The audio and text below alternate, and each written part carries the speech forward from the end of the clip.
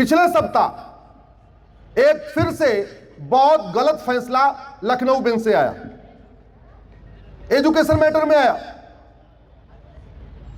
परसों मैं उसको चैलेंज कर रहा हूं सुप्रीम कोर्ट में, पिटीशन रेडी हो चुकी है। क्या फैसला आया? लखनऊ बेंच के माननीय जज साहब ने कहा कि मदरसा अगर रजिस्टर्ड नहीं है तो भी सरकार उस पर ताला नहीं लगा सकती, और सरकार को ऑर्डर दिया आप मदरसे का ताला खोल दो। और यह गड़बड़ी हो क्यों रही है? संविधान की गलत व्याख्या के कारण। यह गड़बड़ी इसलिए हो रही है कि माननीय हमारे न्यायाधीश जो संविधान की शपथ ले रहे हैं वो आर्टिकल 14 की गलत व्याख्या कर रहे हैं। मैं आपसे पूछ रहा हूं, आम भी पेड़ है और बबूल भी पेड़ है, क्या आम और बबूल को एक बराबर मान सकते हैं? क्या जोर से बोलिए जरा। लेकिन संविधान की शपथ लेने वाले कह रहे हैं equality before law, equal protection of law, आम और बबूल एक समान है। हिरन और भेड़िया, हिरन भी जानवर, भेड़िया भी जानवर, क्या हिरन और भेड़िया को एक समान मान सकते हैं? क्या नहीं। लेकिन संविधान की शपथ लेने वाले ये गलती कर रहे, कह रहे equality before law, equal protection of law. जितना खाद पानी, जितना भोजन हिरन को देते हो उतना ही भोजन भेड़िया को भी दो। गड़बड़ी इसलिए हो रही है, न भगवत गीता पढ़ा, न रामायण पढ़ा, न बाइबल पढ़ा, न कुरान पढ़ा, लेकिन आंख बंद करके कह रहे हैं सारे ग्रंथ एक समान होते हैं। न कभी गुरुकुल में पढ़ा, न कभी मदरसे में पढ़ा, लेकिन आंख बंद करके कह रहे हैं सारे स्कूल एक समान होते हैं। यह गड़बड़ी हो रही है। गड़बड़ी इसलिए हो रही है कि वर्तमान सुप्रीम कोर्ट से पहले एक प्रिवी काउंसिल होती थी। प्रिवी काउंसिल के सारे जजेस अंग्रेज होते थे। अंग्रेजों को धर्म और रिलीजन का भेद नहीं पता। अंग्रेजों के यहां धर्म नाम का शब्द ही नहीं, उनके पास तो रिलीजन नाम का शब्द था, और धर्म का कोई अंग्रेजी में शब्द ही नहीं है। ऐसे 50 ऐसे शब्द हैं जिसका अंग्रेजी में कोई शब्द नहीं। ब्रह्म का अंग्रेजी में कोई शब्द नहीं, योग का अंग्रेजी में कोई शब्द नहीं, धर्म के लिए अंग्रेजी में कोई शब्द नहीं, ब्रह्मचर्य के लिए अंग्रेजी में कोई शब्द नहीं, ऐसे बहुत सारी चीजों के लिए अंग्रेजी में कोई शब्द नहीं। गड़बड़ी क्या हुई? प्रिवी काउंसिल के माननीय जजों ने धर्म को रिलीजन समझ लिया, रिलीजन को धर्म समझ लिया, और उसके अनुसार फैसले देते चले गए। और वही गड़बड़ी बाद में भी हुई, क्योंकि वर्तमान जब हमारी सुप्रीम कोर्ट बनी तो शुरुआत के जो जज थे वो भी अंग्रेजों के जमाने में कॉन्वेंट में पढ़े थे। धर्म और रिलीजन को उनको अंतर नहीं पता था, इसलिए उन्होंने भी धर्म को रिलीजन समझा। मेरी सुप्रीम कोर्ट में पीआईएल चल रही है धर्म और रिलीजन के ऊपर, जिसमें मैंने धर्म और रिलीजन के 25 भेद बताए हैं कि धर्म क्या है और रिलीजन क्या है। और मोटा मोटा एक भेद आपको बता रहा हूं, धर्म जोड़ता है और रिलीजन तोड़ता है। धर्म जोड़ता है और रिलीजन, तो फिर धर्म और रिलीजन एक समान हो कैसे सकता है? धर्म युद्ध एक बार हुआ 5,500 साल पहले, उसके बाद जितने भी वार हो रहे हैं वो रिलीजियस वार हो रहे हैं, धर्म युद्ध नहीं हो रहे। अब गड़बड़ी कैसे हुई? एक कोई मदरसा होगा, यूपी सरकार ने बंद कर दिया। वो व्यक्ति आया, पिटीशन फाइल किया, रिट फाइल किया, और कोर्ट ने कहा नहीं ताला खोलो। क्यों? उनका कहना है आर्टिकल 30 में यह अधिकार मिला हुआ है कि जो लिंग्विस्टिक माइनॉरिटी है, जो रिलीजियस माइनॉरिटी अपना स्कूल खोल सकता है। आदरणीय परिहार साहब बैठे हैं, बड़ा नाम मैंने सुना है। मैं आग्रह करूंगा एक बार आप सुप्रीम कोर्ट, अपने हाई कोर्ट के वरिष्ठ अधिवक्ताओं के साथ एक बैठक करिए और उनको आर्टिकल 30 दिखाइए। आर्टिकल 30 रिलीजियस स्कूल खोलने की परमिशन नहीं देता। आर्टिकल 30 एजुकेशन इंस्टीट्यूशन खोलने की परमिशन देता है। मदरसा एजुकेशन इंस्टीट्यूशन नहीं है, मदरसा दीनी तालीम सेंटर है। मदरसा मजहब को प्रमोट करता है, मदरसा भारत की संस्कृति को प्रमोट नहीं करता, मदरसा वसुधैव कुटुंबकम को नहीं प्रमोट करता, मदरसा सर्वे भवन सुखिना को प्रमोट नहीं करता, मदरसा सर्व मंगल मांगल्य को प्रमोट नहीं करता। मदरसा तो भारत के त्योहारों के प्रति नफरत सिखाता है। आप ये बताइए, भारत का संविधान क्या भारत में ऐसे स्कूल खोलने की इजाजत दे सकता है जो भारत के प्रति नफरत सिखाए? जोर से बोलिए जरा। मदरसों में सिखाया जाता है बलात्कार से ज्यादा गंभीर अपराध है मूर्ति पूजा करना। क्या भारत का संविधान ऐसे मदरसों को खोलने की इजाजत दे जा सकता है जहां भारत के 100 करोड़ हिंदुओं को अपराधी बताया जा रहा हो? क्योंकि 100 करोड़ लोग मूर्ति पूजा करते हैं और मदरसों में साफ साफ पढ़ाया जाता है मूर्ति पूजा बलात्कार से भी ज्यादा गंभीर अपराध। यानी भारत के 100 करोड़ हिंदू बलात्कार से भी ज्यादा जघन्य अपराध कर रहे हैं। ये कैसे हो सकता है? मदरसा माननीय परिहार साहब आर्टिकल 30 में आता ही नहीं है। आर्टिकल 30 में जो शब्द यूज किया चॉइस, वो ये कहा था कि लॉ कॉलेज खोलना, मेडिकल कॉलेज खोल लेना, इंजीनियरिंग कॉलेज खोल लेना, सेकुलर एजुकेशन इंस्टीट्यूशन खोल लेना, मदरसा खोलने का कोई परमिशन ही नहीं है। मदरसा ज्यादा से ज्यादा आ सकता है आर्टिकल 26 में, और आर्टिकल 26 में इसलिए 3 वहां पे लिमिट लगा दिया, subject to public order, health and morality. Bharat के संविधान में वो चीजें नहीं लिखी हुई हैं जो एक सामान्य व्यक्ति करता है। संविधान में कहीं नहीं लिखा हुआ है नहाना, नहाते कि नहीं नहाते, जोर से बोलो जरा। संविधान में कहीं नहीं लिखना कपड़ा पहनना, कपड़ा पहनते नहीं पहनते। संविधान में कहीं नहीं लिखना भोजन करना, भोजन करते हैं। इसमें संविधान में कहीं नहीं लिखना सांस लेना, सांस ले रहे कि नहीं ले रहे, सांस ले रहे। सामान्य व्यक्ति, सामान्य विवेक वाला व्यक्ति जो कार्य करता है वो भारत के संविधान में लिखा ही नहीं। भारत के संविधान में क्या लिखा है? जो आदमी गड़बड़ कर सकता है। संविधान धर्म की जय करने के लिए नहीं है, संविधान अधर्म का नाश करने के लिए। और याद रखना, अधर्म का नाश किए बिना धर्म की जय नहीं होती। धर्म की जय करने से अधर्म का नाश नहीं होता, अधर्म का नाश करने से धर्म की जय होती है। संविधान धर्म की जय करने के लिए नहीं है, संविधान अधर्म का नाश करने के लिए। और याद रखना, अधर्म का नाश किए बिना धर्म की जय नहीं होती।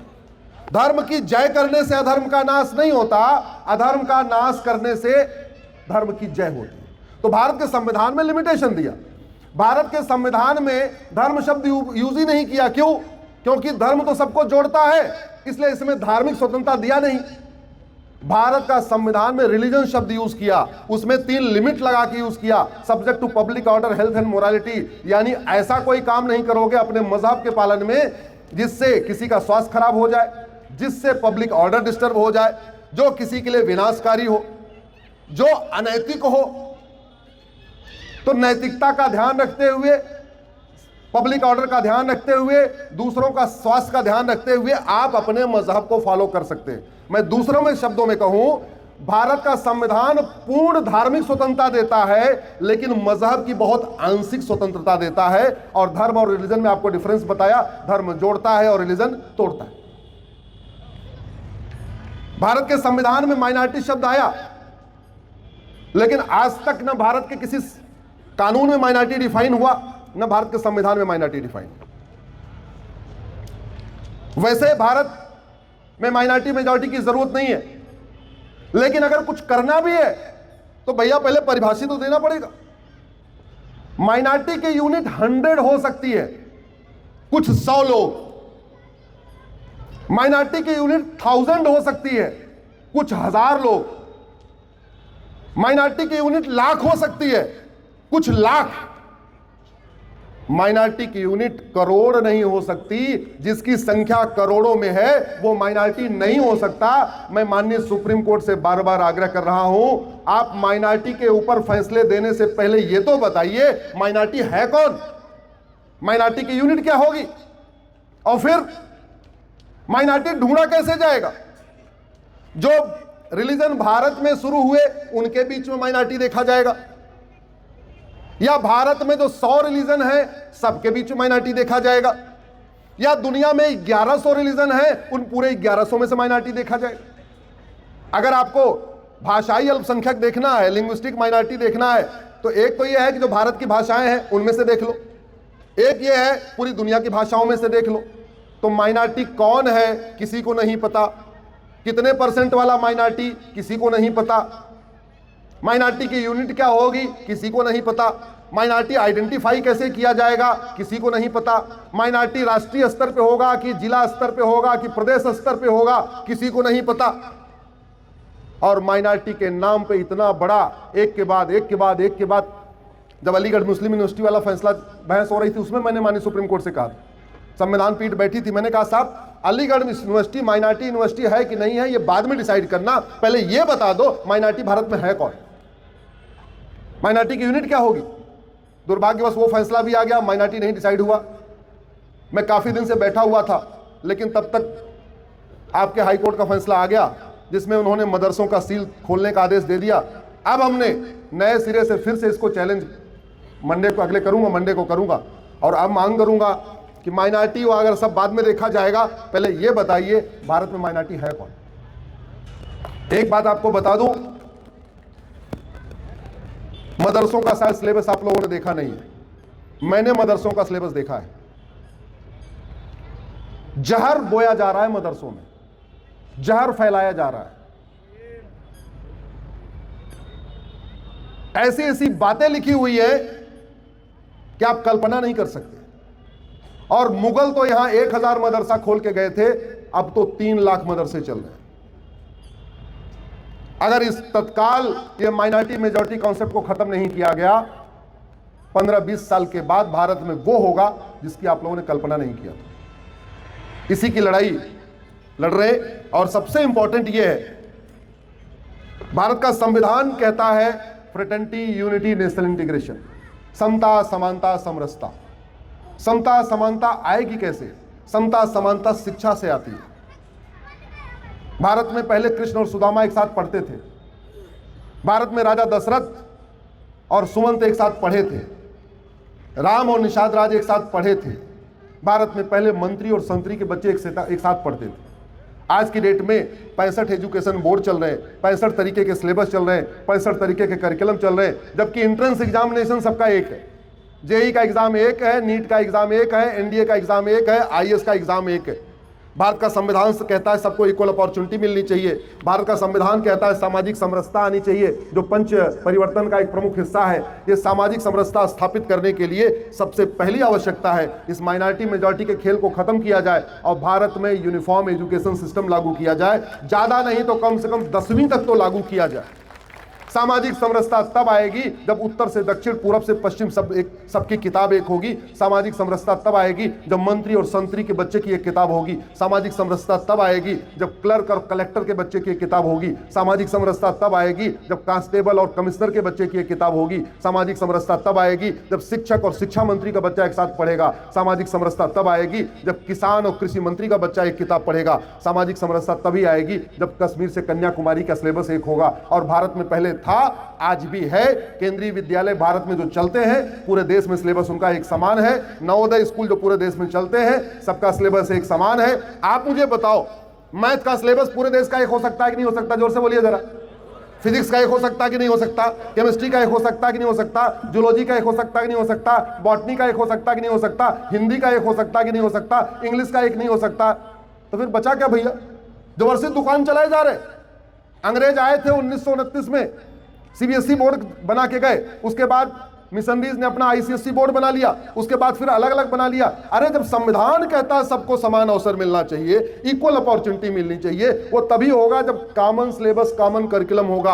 आप सोच रहे हैं इतने बड़े देश में कैसे होगा? मैं कह रहा हूं चीन भारत से 3 गुना बड़ा है और चीन में यूनिफॉर्म एजुकेशन सिस्टम है। आप सोचेंगे इतने बड़े देश में कैसे होगा? अमेरिका भारत से 3 गुना बड़ा है, वहां भी यूनिफॉर्म एजुकेशन सिस्टम है। दुनिया के कई देशों में यूनिफॉर्म एजुकेशन सिस्टम है। भारत में पहले था, आदिकाल में था, राजा रघु ने वो व्यवस्था लागू किया था। हम लोग उस व्यवस्था को भूल गए। दुर्भाग्यवश अब समय आ चुका है कि भारत में यूनिफॉर्म एजुकेशन सिस्टम लागू किया जाए। और वैसे भी अगर एक रेलवे बोर्ड से पूरे देश में रेलवे चल सकती है तो एक एजुकेशन बोर्ड से पूरे देश के स्कूल नहीं चल सकते क्या? जोर से बोलिए जरा।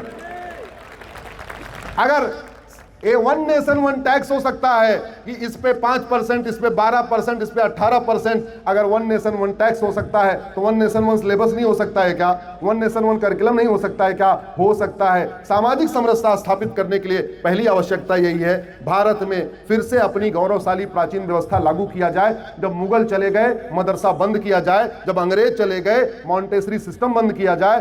भारत की जो हमारी प्राचीन गौरवशाली व्यवस्था थी जिसमें राम और भरत एक साथ रहते थे, देखिए, बड़ी सीधी सी बात है, कुटुंब प्रबोधन के लिए सबसे पहली आवश्यकता है भारत में गुरुकुल वैदिक शिक्षा व्यवस्था लागू किया जाए। परिवार तहस नहस हो रहे हैं, पिता पुत्र के संबंध बिल्कुल बिगड़ चुके हैं, सास बहू के संबंध बिल्कुल बिगड़ चुके हैं, भाई भाई एक दूसरे को मार रहे हैं। इसका सबसे बड़ा कारण है गुलामी की शिक्षा व्यवस्था। मुगलों का मदरसा आपको अलगाववादी बनाता है और मैकाले का मॉन्टेसरी आपको उपभोक्तावादी बनाता है। एक एजुकेशन आपके अंदर अलगाववाद भरता है, दूसरा एजुकेशन सिस्टम आपको उपभोक्ता बनाता है, तो फिर आप भाई भाई बनेंगे कैसे, पिता पुत्र बनेंगे कैसे? कुटुंब प्रबंधन, इसलिए कुटुंब प्रबोधन के लिए पहली आवश्यकता है कि भारत में यूनिफॉर्म एजुकेशन सिस्टम लागू किया जाए। दूसरा जो बड़ा खतरा चल रहा है भारत में घुसपैठ की। जब मैं SIR की PIL ड्राफ्ट कर रहा था, ये पूरे देश में SIR चल रहा है ना, ये भी अपनी PIL है, तो जब मैं PIL ड्राफ्ट कर रहा था SIR के ऊपर, तो मैंने आंकड़े जुटाए, पिछले साल की बात बता रहा हूं, तो मुझे लगभग 5 करोड़ के आसपास मेरे आंकड़ों से फर्जी निकल रहा था, भारत में गड़बड़ वोटर है। उसके पहले मैंने 2017 में एक रिसर्च किया था घुसपैठ के ऊपर। भारत में उस समय 5 करोड़ घुसपैठिए रह रहे थे। आपके लखनऊ में 5-6 लाख से कम नहीं है, पता कर लो, आप एक बार चेक करवा लो, कम से कम 5 लाख अकेले लखनऊ में मिलेंगे। और ऐसा नहीं वो आपके हर डिपार्टमेंट में घुस गए हैं, वो आपकी बस ड्राइवर भी बन चुके हैं, आपके बस कंडक्टर भी बन चुके हैं, वो टूर ट्रेवल में गाड़ियां भी चला रहे हैं, सब कुछ कर रहे हैं। 5 करोड़। तो घुसपैठ एक बड़ी समस्या है। सबसे इसका दुष्परिणाम यह दिख रहा है कि चुनाव में आज की डेट में लगभग 1/3 विधानसभाओं में घुसपैठिए तय कर रहे हैं कौन जीतेगा कौन हारेगा। जीत हार का फैसला कितना है? 5,000 वोट का, और वहां ऑलरेडी कम से कम 1 लाख 2 लाख घुसपैठिए बैठे हुए। इतना डिफरेंस आ रहा। भारत के लोकतंत्र को बहुत बड़ा खतरा पैदा हो गया है। भारत के लोग जीत हार तय नहीं कर रहे, रोहिंग्या, बांग्लादेशी, पाकिस्तानी, अफगानिस्तानी जीत हार तय कर रहे हैं। वो जिधर घूम जा रहे हैं वही आदमी जीत जा रहा है। यह सिचुएशन आ चुकी। और घुसपैठ का मूल कारण 1946 का फॉरेनर एक्ट, अभी तो बदल गया, पहले यही कानून चल रहा था, महज सड़ा हुआ कानून। ऐसा कानून जो किसी को सजा तो देता नहीं, बाद में ऊपर यहां ह्यूमन राइट वाले उनको व्यवस्था और कर देते। घुसपैठ का मूल कारण है भ्रष्टाचार। घुसपैठिए आते हैं 2000 रुपए देके, अंदर आते हैं कॉमन सर्विस सेंटर पे 2000 में आधार बनवा लेते हैं। जब उनके पास एक डॉक्यूमेंट हो जाता है, नगर निगम के दलाल को पकड़ते हैं 2000 रुपए में बर्थ सर्टिफिकेट। जब 2 डॉक्यूमेंट हो जाता है, तहसील के दलाल को पकड़ते हैं 2000 रुपए में राशन कार्ड। जब 3 डॉक्यूमेंट हो जाता है, RTO ऑफिस के दलाल को पकड़ते हैं ड्राइविंग लाइसेंस। और जब 4 डॉक्यूमेंट हो गया, किसी ओट जीवी नोट जीवी नेता को पकड़ते हैं, जिसको पार्षद या प्रधान बनना है, उसको बताते हैं देखो भैया हमारे पास 100 वोट है, हमारे पास 4-4 5-5 कागज है, हमारा वोटर ID में नाम जुड़वा दो, हम तुम्हें वोट देंगे। पार्षद प्रधान का चुनाव 50-50 वोट से होता है। वोट जीत और हार का फैसला वो पार्षद और प्रधान बनने के लिए उनका वोटर ID में नाम जुड़वा दे रहे। आपने कभी सोचा ही नहीं ये घुसपैठिए भूटान क्यों नहीं जाते? वो भी तो हमारे बॉर्डर पर ही।